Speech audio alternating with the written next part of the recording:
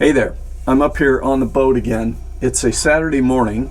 The little cruise ship's out there. There's a nice Downeaster style boat over here tied up to the end of the dock pumping his tanks out. And I've got a couple things to bring you up to speed on. So let's bring you up to speed.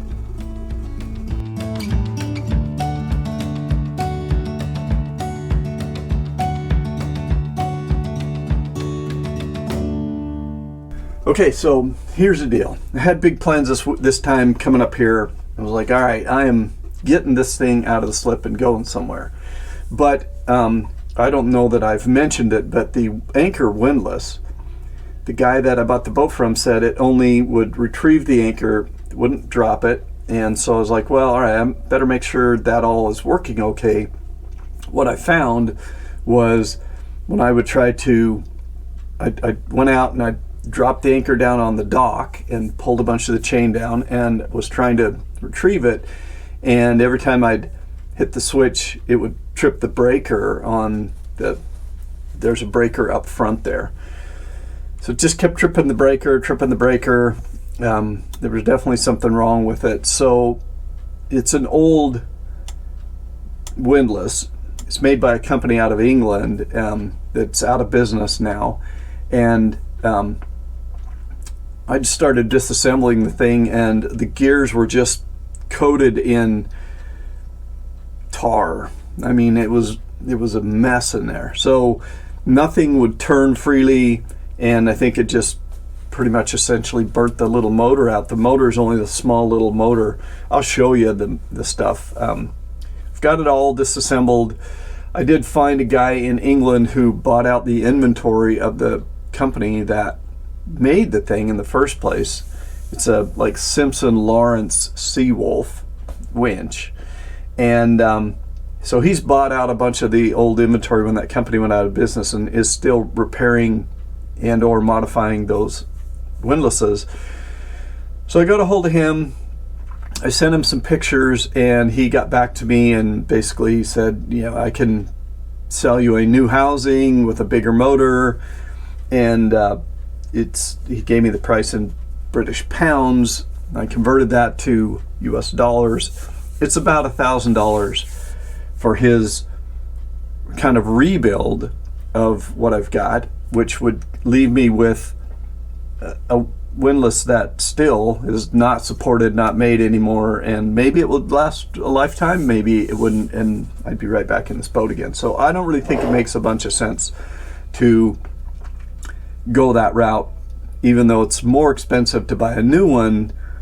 If I buy a new one, at least I'm getting a new one. I should be able to get, like he said, his arrangement, the chain counter wouldn't work, a couple of things like that. I think if I look at new ones, I'll be able to get maybe a handheld remote and a decent chain counter, possibly even a digital chain counter that would talk to the display or something. So I got a little research to do, but I got no way of dropping and retrieving the anchor except just muscling the thing up.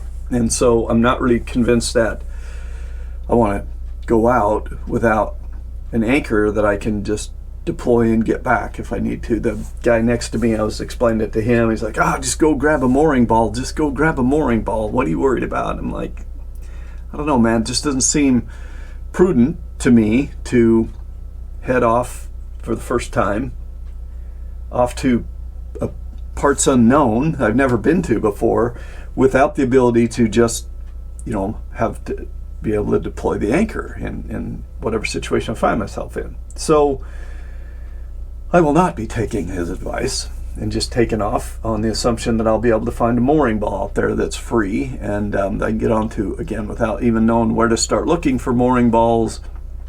I was under the impression, having read some of these cruising guides and so forth that I have, that some of the mooring balls out there are operated by the Washington State Park portion of the government and are reservable. I asked him, if he knew about that, and he's like, no, they can't be reserved. How would they reserve them? So I'm not really sure. I got an expert next door.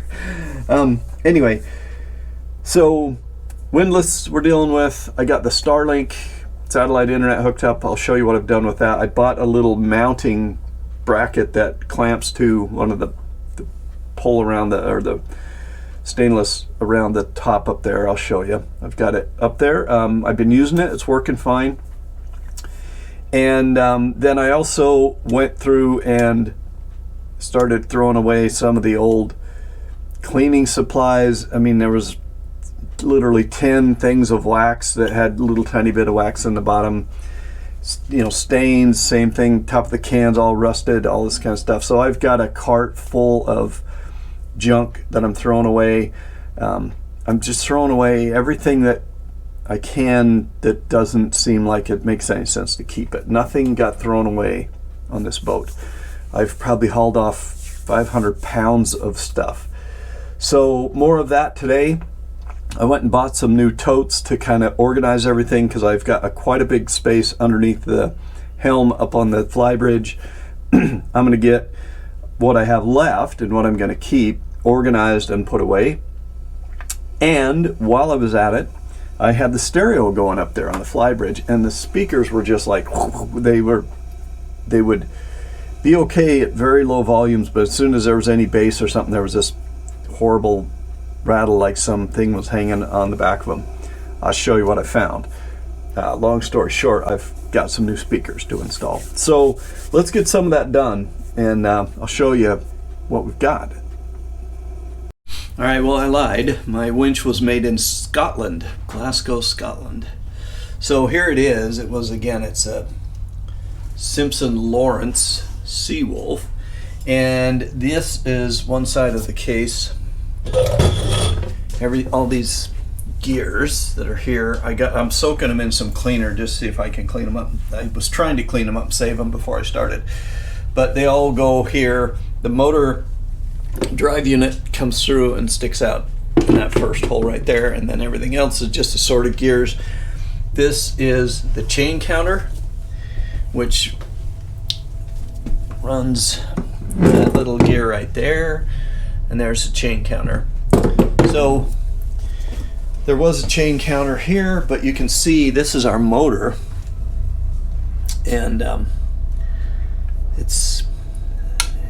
think it just was, nothing would turn because everything was supposed to be lubricated, and it was just like tar in there. So that dude's not salvageable, I don't think.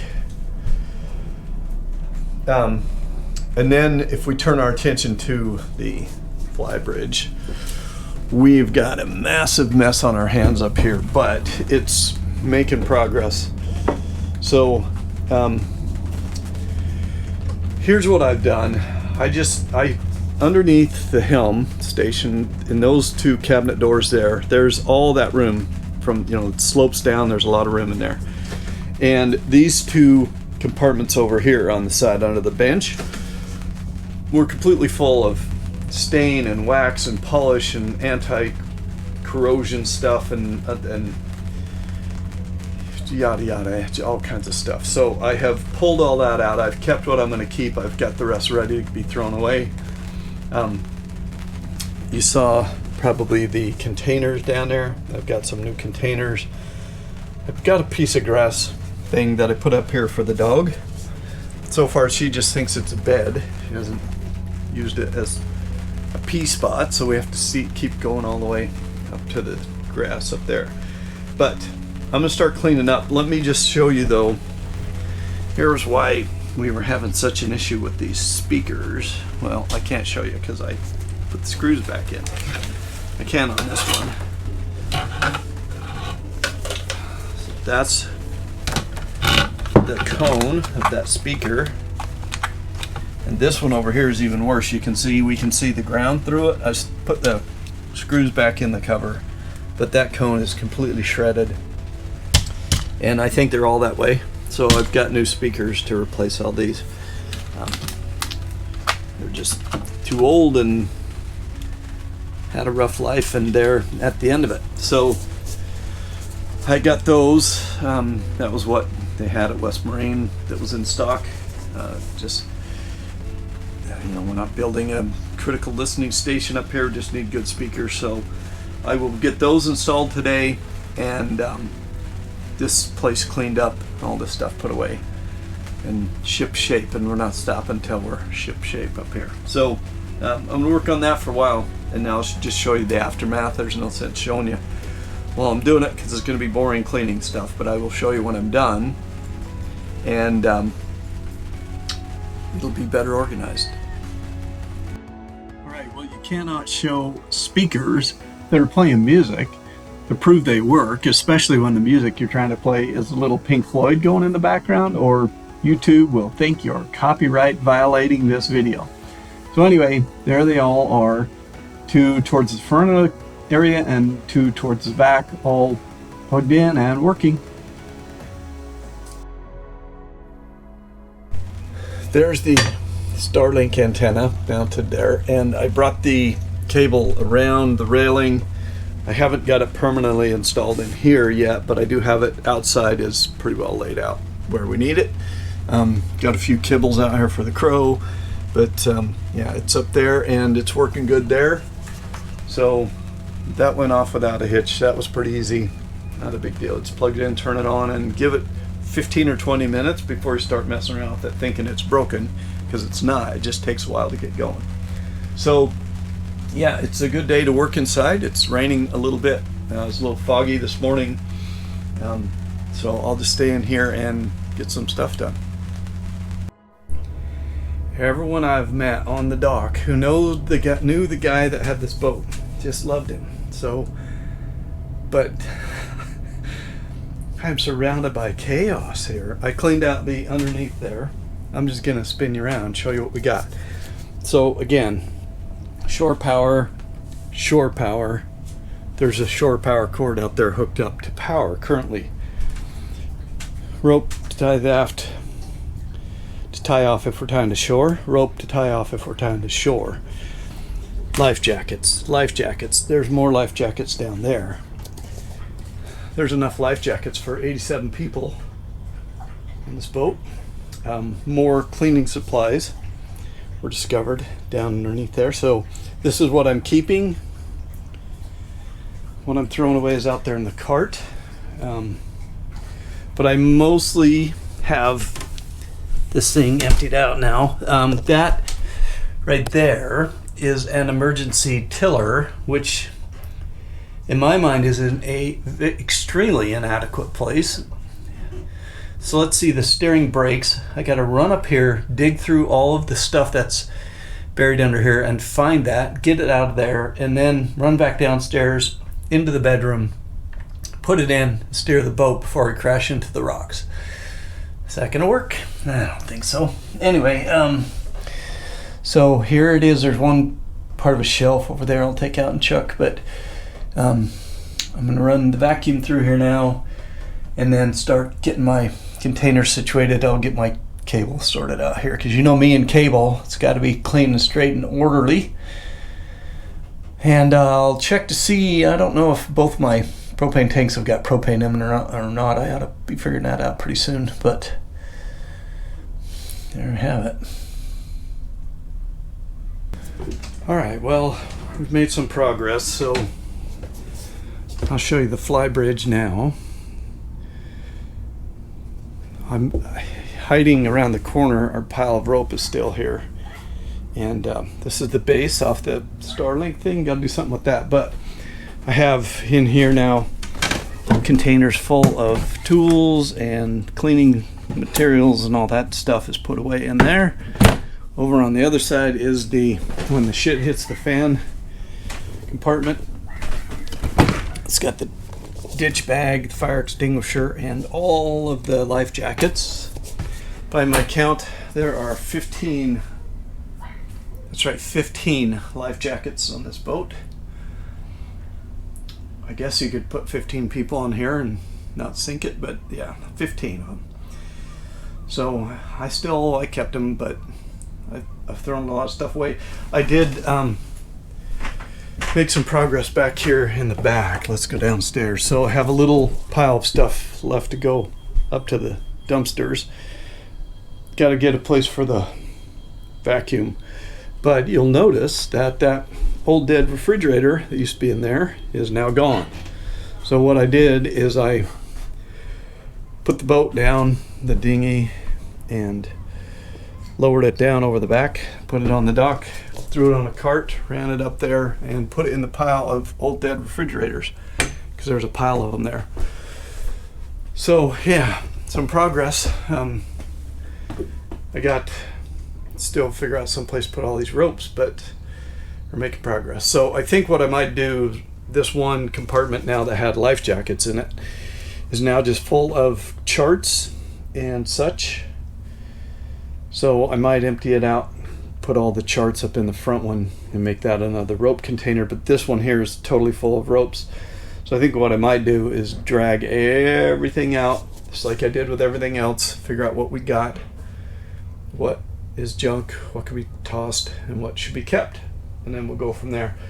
I put the cushions that were up here down in there. I've got containers in here with electrical stuff, dinghy stuff, and a big don't run into the dock thing. So yeah, it's been kind of a mess, but I feel like we got it for the most part. So just gonna figure out the rope situation, and then I think our Saturday will be a wrap. All right, well, I've gone through the rope. This is the compartment that had everything in it, and here's what we've got. So we've got 3 of those that are in pretty good shape. They're used but no chafe. Got about 3 of these. Some are long, a couple are short. Pretty good shape, no chafe. These are older ones with some chafe on them, but they might be okay when a hurricane's blown in. We have our mooring ball hooker thing here. We have another thing that looks like it was for reaching down and grabbing a mooring ball, but it doesn't clip on there, so I'm not sure how that works. And we have another kind of homemade thing for reaching down and grabbing a mooring ball. It's a big old piece of bent iron. And then we just have a few chunks of random small 1/2-inch rope that can just go in a locker somewhere. And like this one, nothing wrong with it, but it's really that old stiff squeaky crap, so don't think I'm going to use it. So these we'll probably put somewhere else. So what I'm going to do, I'm going to put the good dock lines down in here on the bottom. Then I'm going to put those hooks and bridles up on top of that. These are going in the disaster hole up there with the life jackets and all that. Probably find a way to hang this guy back here for a dinghy painter line for when we're towing the dinghy, and put that'll go in this front somewhere too. So a couple of these, I had these before. Those are kind of okay, but I don't really like them. So that's a rope situation, a lot of rope. And you know, I mean, obviously you could throw away this stuff that's chafed a little bit, but this big rope's expensive. And again, if you know there's a big storm and we want to double all the lines up, that might not be a bad idea. So I'll hang on to them. I can throw all this stuff away, but have a hard time throwing rope away. So anyway, that's what we got. I'm going to put as much as I can back in this compartment, and then I'll top it off with our hooks for our mooring balls, and hopefully we'll be all set for mooring on a mooring ball.